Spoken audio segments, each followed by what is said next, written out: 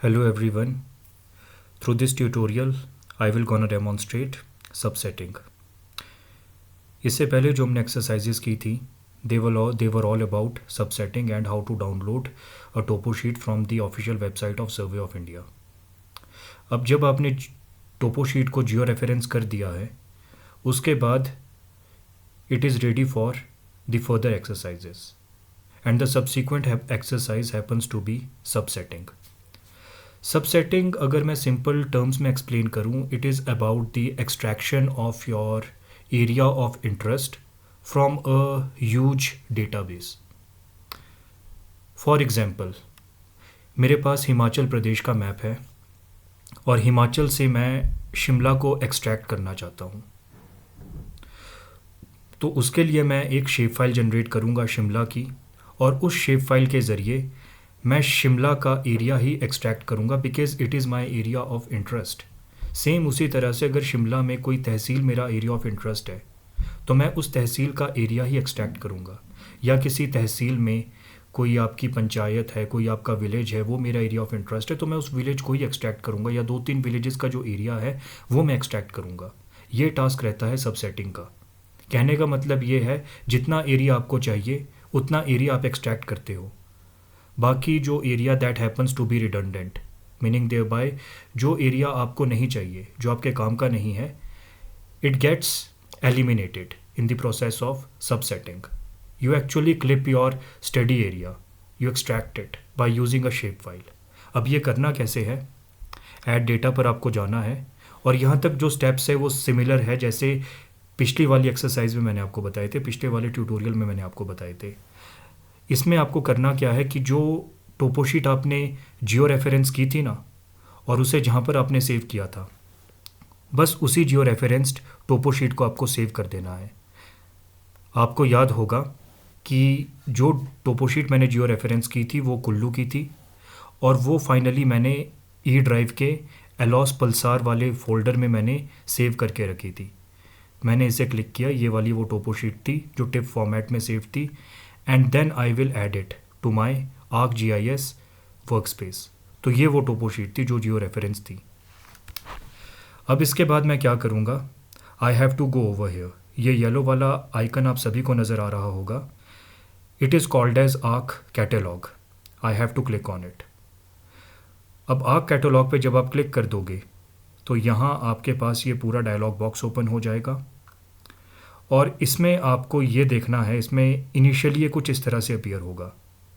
इसमें आपको यहाँ पर जाना है फोल्डर कनेक्शंस पे, जस्ट एक्सपैंड इट, और जिस भी ड्राइव में आपने अपनी वो जियो रेफरेंस्ड टोपो शीट सेव की थी, select that drive.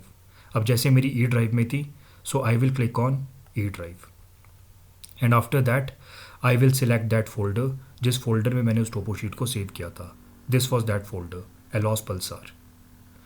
I have to make a right click on this ALOS PALSAR. आपको भी उस फोल्डर पर राइट क्लिक करना है यहाँ आर्क कैटलॉग में, जिस फोल्डर में आपकी geo referenced topo sheet saved है. मैंने इस पर राइट क्लिक किया, and after that I will click on this new. जब मैं न्यू पर जाऊँगा then I will click on this shape file. अब कहने का मतलब ये है बेसिकली कि एलॉस पल्सार में मैं अपनी नई बनाई हुई शेप फाइल को सेव करूँगा.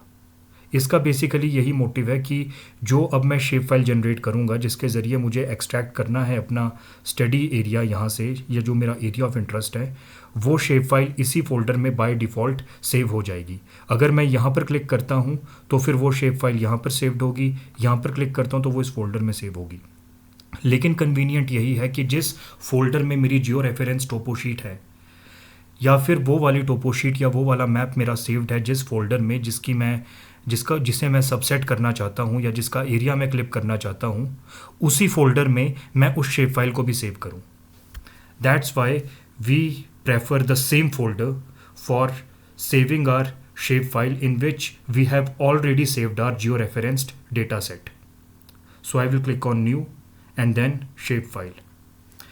Now the new dialog box has been opened on my computer screen entitled create new shapefile. After this I will give this shapefile a name. आप इसको कुछ भी नाम दे सकते हो. अब जैसे मैं इसको नाम दूंगा area of इंटरेस्ट। ये सिर्फ मैं आपको डेमोन्स्ट्रेट करने के लिए इस फाइल को ये नाम दे रहा हूँ।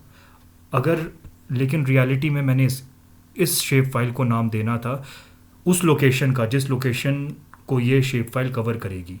अब कुल्लू का जो भी ये वाला एरिया है या जिस भी एरिया को ये कवर कर रही है शेप फाइल, मैं इसे वही नाम दूंगा। अब फॉर एग्जांपल अगर ये बंजार वाला एरिया है तो मैं इसे बंजार का नाम दूंगा।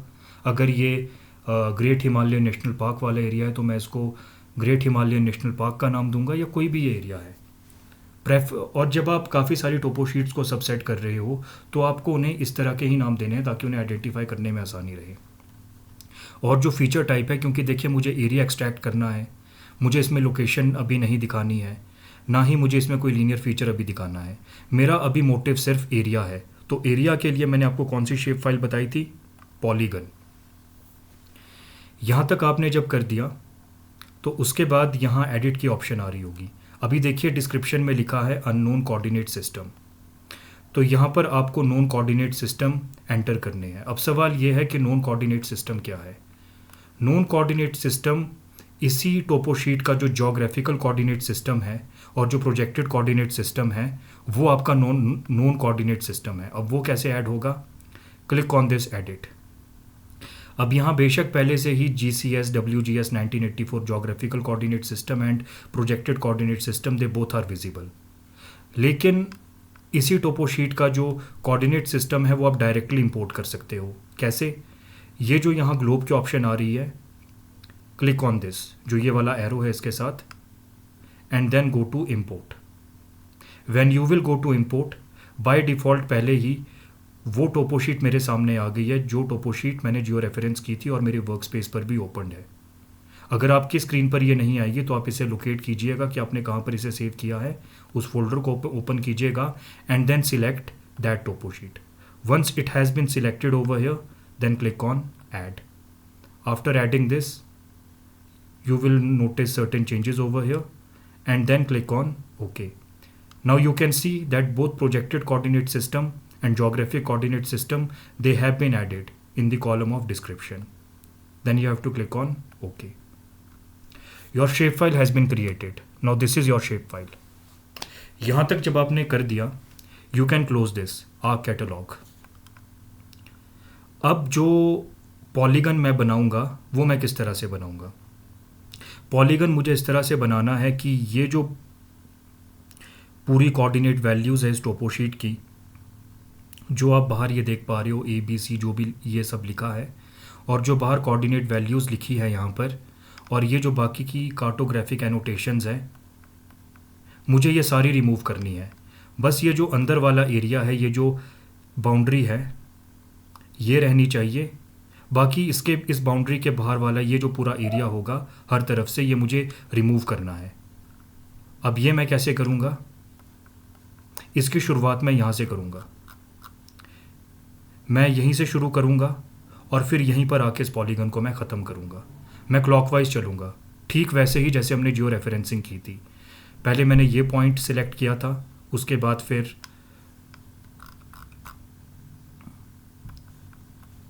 बाद फिर ये वाला पॉइंट, एंड देन ये वाला पॉइंट, ये वाला पॉइंट, एंड लास्ट में ये वाला पॉइंट। मगर ये यहाँ पर ख़त्म नहीं होगा, ये वहीं पर आके ख़त्म होगा जहाँ से मैंने इस चीज़ को शुरू किया था, जहाँ से मैंने पॉलीगन शुरू किया था। पॉलीगन की ख़ास बात यह है कि वो किसी भी एरिया की शेप के हिसाब से एडजस्ट हो जाता है, लेकिन जहाँ पर आपने पहला वर्टेक्स बनाया था वहीं पर आपको अपना लास्ट वर्टेक्स भी बनाना होता है। And polygon is based on all those vertices. जिस डायरेक्शन में आप अपने वर्टेक्स बनाओगे आपका पॉलीगन उस डायरेक्शन में जाएगा। अगर मैं अपना पॉलीगन इस डायरेक्शन में बनाता हूँ, यहाँ मैंने पहला वर्टेक्स बनाया, दूसरा यहाँ, तीसरा यहाँ, चौथा यहाँ, पांचवा यहाँ, तो वो उस डायरेक्शन में ही जाएगा मेरा पॉलीगन, और शेप भी बिल्कुल वैसी बनेगी। अब इसके लिए आपको क्या करना है, यहाँ पर एक नया, जैसे आपने जियो रेफरेंसिंग का ये टूल बार यहाँ पर ओपन किया था, सेम उसी तरह से आपको ये वाला टूल बार यहाँ पर ओपन करना होगा एडिटर का। अगर ये आपकी स्क्रीन पर नहीं है, just make a right click over here and locate editor, click on it and the editor tool bar will appear on your work space. Click on editor, click on start editing. इसके बाद एक नया dialogue box open होगा entitled start editing, and over here जो आपकी shape file है जो भी आपने क्रिएट की थी एरिया ऑफ इंटरेस्ट के नाम से, वो यहाँ पर अपीयर होगी। Just click on it and then click on continue. Now it is ready for editing. अब इसके बाद आपको क्या करना है, जो ये वाली ऑप्शन आ रही है ना क्रिएट फीचर की, एडिटर में ही सबसे लास्ट वाली, click on this, click on area of interest. Now you can see that under the column of construction tools you have several options. The first is polygon. You have to click on polygon, and then after make a first vertex over here. You have to be very precise when you are making these vertices. बिल्कुल वो point पे लगने चाहिए जैसे पहला यहाँ पर आपने लगाया। और आपकी कन्वीनियंस के लिए आपको एक और चीज़ बता देता हूँ कि वर्टिसेस आप कितने इंटरवल्स पर लगा सकते हो। वर्टिसेस आप इस टोपो शीट में जो ये आपको ग्रिड लाइंस नज़र आ रही है, जैसे पहली ग्रिड लाइन ये है, दूसरी ग्रिड लाइन ये वाली है, इतने ही इंटरवल पर आपको ये वर्टिसेस लगाने। अब जैसे पहला वर्टेक्स मैंने यहाँ लगाया तो दूसरा वर्टेक्स मैं यहाँ पर लगाऊंगा इस तरह से। हालांकि आप जितने वर्टिसेस लगाओगे उतनी ही प्रिसीजन इसमें होगी, बट क्योंकि टोपो शीट में ये जो लाइंस होती है काफ़ी स्ट्रेट होती है, तो इसमें अगर आप काफ़ी फार इंटरवल्स पर भी अगर वर्टिसेस को प्लेस करते हो तो उसमें प्रिसीजन मेंटेन्ड ही रहता है। लेकिन अगर आप मैप में ये पॉलीगन तैयार कर रहे हो, जैसे हिमाचल प्रदेश का मैप है, क्योंकि उसमें तो बाउंड्रीज़ काफ़ी ज़्यादा आपको, उसमें तो बाउंड्री स्ट्रेट नहीं है, उसमें तो boundaries are quite different and they are irregular, they are not straight, as a result of which you have to place vertices at very frequent intervals. जैसे पहला वर्टेक्स मैंने यहाँ लगाया, फिर दूसरा इसके साथ, फिर तीसरा इसके साथ, तब जाके वो प्रिसीजन मेंटेन हो पाएगा। अब मैंने 2 वर्टिसेस तो लगा दिए, अब तीसरा वर्टेक्स मैं यहाँ पर लगाऊंगा। So again I will click on polygon and then over here. इसके बाद आप इसे स्क्रॉल करने के लिए वापस स्विच कर सकते हो to this hand tool, and then again you can scroll it away, and after that again go on to polygon like this. मैंने सारे वर्टिसेस ऐड कर दिए हैं टॉप रो में यहाँ तक। अब इसके बाद सेम यही पैटर्न फॉलो करते हुए मुझे यहाँ तक भी सेम ऐसे ही वर्टिसेस लगाने हैं, और सेम वही पैटर्न फॉलो करते हुए मुझे यहाँ तक भी वो वर्टिसेस लगाने, और यहाँ तक भी मुझे वो वर्टिसेस लगा के ये पूरा पॉलीगन कंप्लीट करना है। तो उसके बाद वही सेम प्रोसेस, जो यहाँ पर नेक्स्ट ग्रिड है, इसके बाद वाला ये ग्रिड है यहाँ, तो बिल्कुल इसके कॉर्नर पर मैं वो वर्टेक्स लगाऊंगा इस तरह से, लाइक दिस। अब आप देख सकते हो पॉलीगन बनना शुरू हो गया है। जब तक वो बिल्कुल स्ट्रेट लाइन में था तब तक वो पॉलीगन हमें अपीयर नहीं हो रहा था, because we were placing all these vertices in a straight line, that's why the polygon was not visible. But once we shifted our trajectory from straight line and we changed our angle, हम यहाँ से यहाँ को आगे, तो देखिए धीरे धीरे वो जो पॉलीगन है वो अपीयर होना शुरू हो गया। अब जब मैं यहाँ अगला वर्टिस लगाऊंगा तो फिर पॉलीगन की शेप और एक्सपैंड हो जाएगी, और यहाँ तक पहुँचते पहुँचते और ज़्यादा एक्सपैंड हो जाएगी। दिखाता हूँ किस तरह से, आप भी इसे सेम ऐसे ही रिपीट कीजिएगा इन स्टेप्स को, लाइक दिस। मैं ज़्यादा जूम इन इसलिए कर रहा हूँ ताकि ये जो वर्टिसेस है ये बिल्कुल एग्जैक्टली इन्हीं लाइंस के इंटरसेक्शन के बिल्कुल बीच में लगे, क्योंकि तभी क्लैरिटी आएगी, तभी प्रिसीजन आएगी उसमें डेटा सेट में।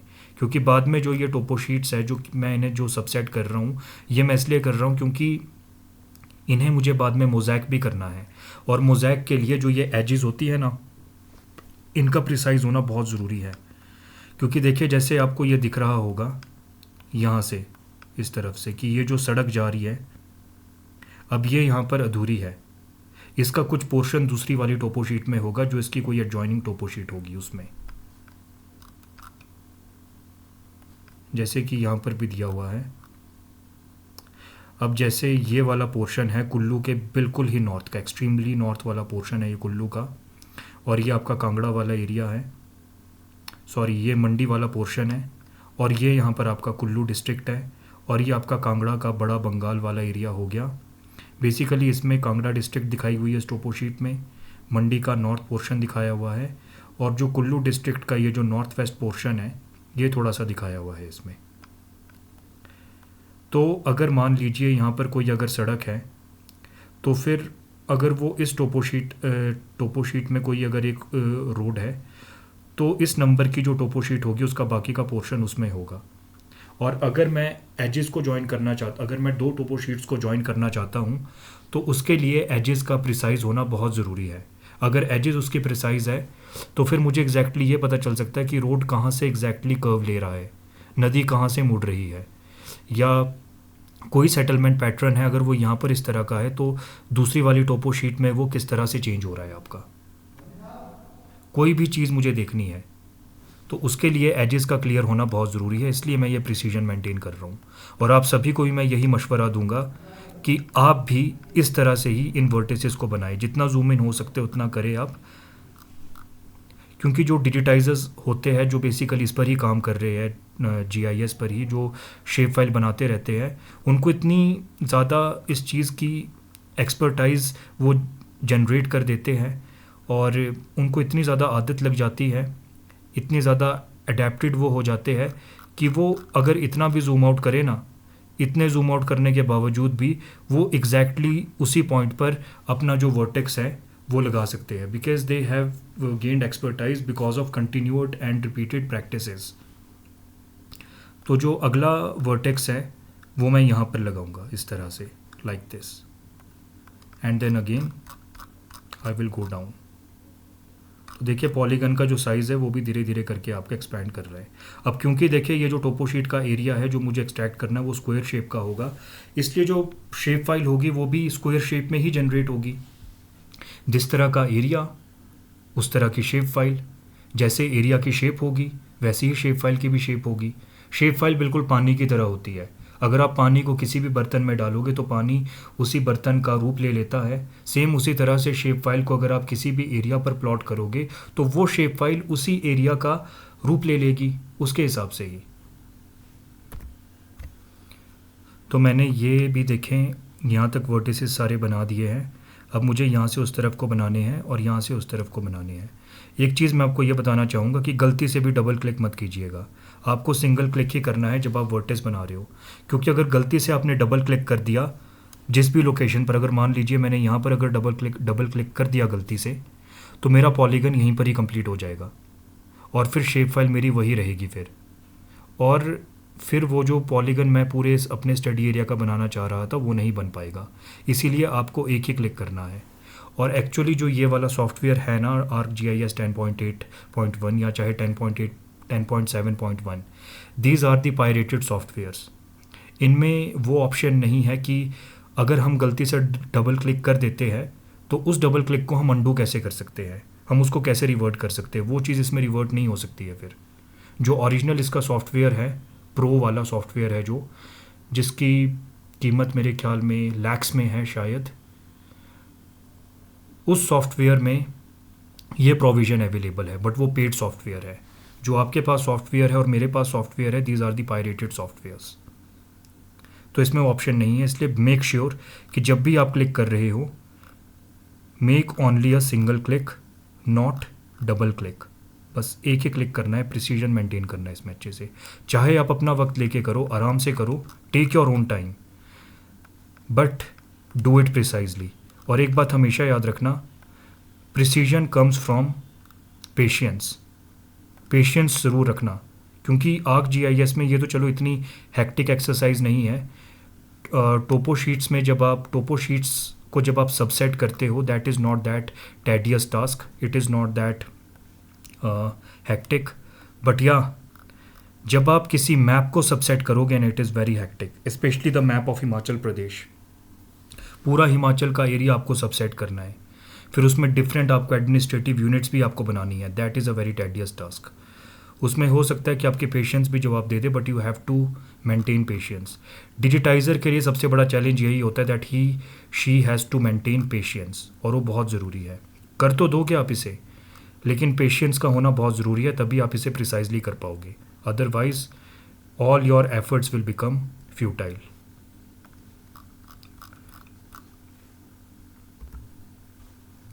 अब ये देखिए, मैंने ये यहाँ तक तो बना दिया, सारे वर्टिसेस मैंने प्लेस कर दिए, और आपको ये लग रहा होगा कि अब तो शेप पूरी तरह से कंप्लीट हो चुकी है, क्योंकि जो एरिया हमें चाहिए था वो एरिया हमारे इस पॉलीगन में आ चुका है।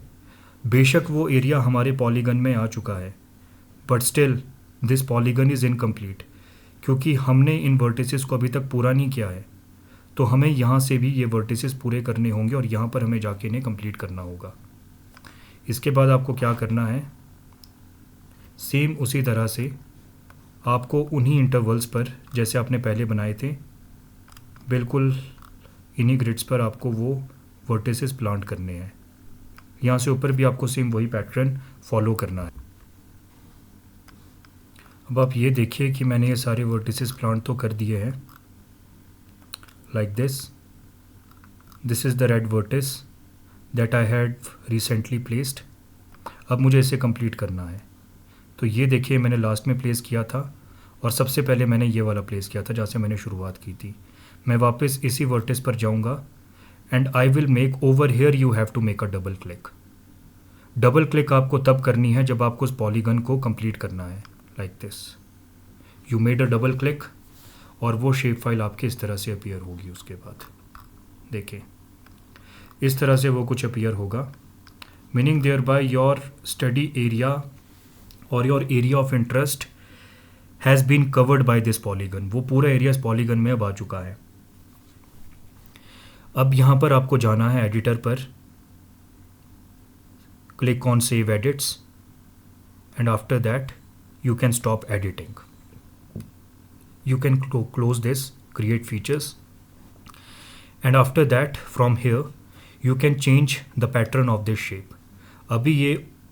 अभी आपको अपना एरिया इसमें नज़र नहीं आ रहा होगा, you can make it transparent. ये जो यहाँ पर शेप का ऑप्शन आ रहा है, just make a click on it, left click not a right click, और उसके बाद जो सिंबल क्रिएटर है ये आपके सामने ओपन हो जाएगा। क्लिक ऑन हॉलो, और आप इसका थोड़ा इसकी जो थोड़ी विड्थ है आउटर लाइन की, आप बढ़ा भी सकते हो अप टू 2 लाइक दिस। तो देखें, आपका जो एरिया है वो इसमें दिख रहा है, लेकिन अभी भी जो आपका ये एरिया है ये इससे एक्सट्रैक्ट नहीं हुआ है। हमने शेप फाइल तो बना दी, लेकिन देखिए एरिया तो एक्सट्रैक्ट नहीं हुआ। मैं कुल्लू की टोपो शीट को अगर यहाँ से हटा रहा हूँ थोड़ी देर के लिए, तो देखिए शेप फाइल ही दिख रही है हमें यहाँ पर, मगर हमें हमारा एरिया तो नहीं दिख रहा है ना इसमें। तो वो कैसे होगा? This is the crucial step now.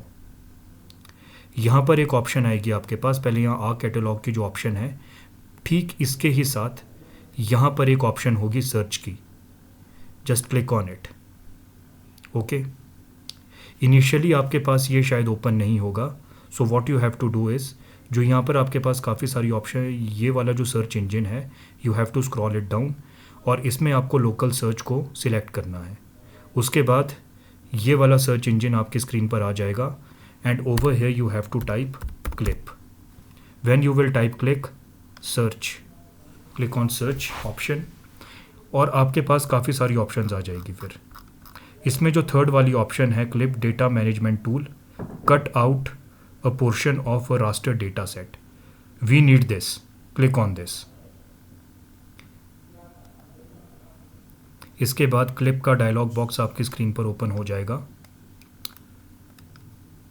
And you have to make certain additions over here, like under the column of input raster, scroll it down and select the topo sheet that you wanted to clip, and in the output raster you have to select the shapefile that you have generated, that is area of interest in this case. Use input features for clipping geometry, you have to check it in. बस ये कुछ changes है जो आपको इसमें करने हैं, and then at last you have to click on OK.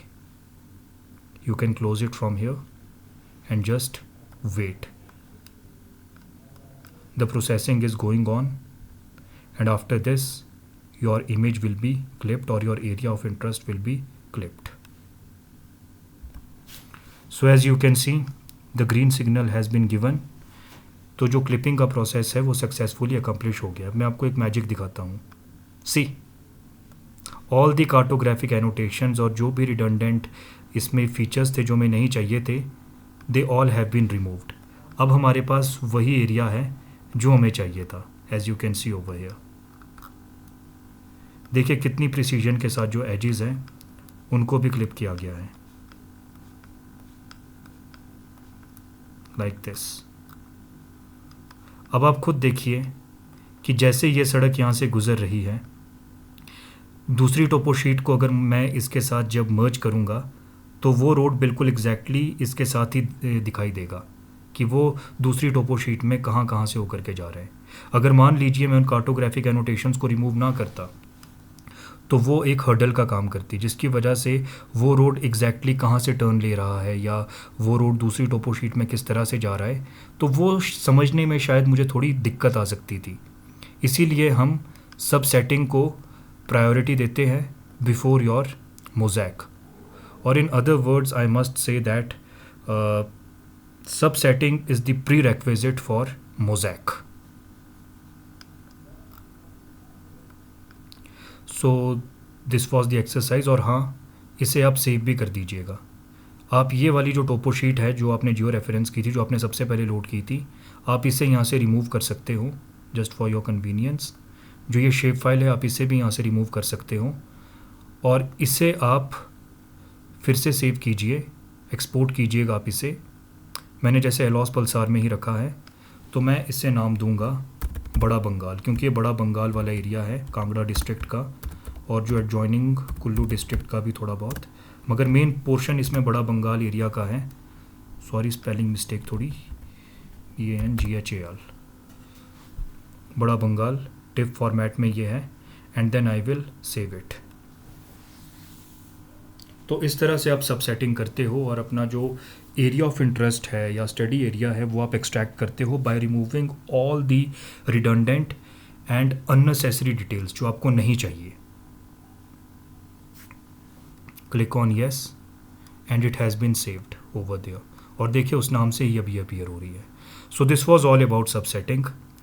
In the next exercise, I will give you a demonstration regarding the mosaic of different topo sheets.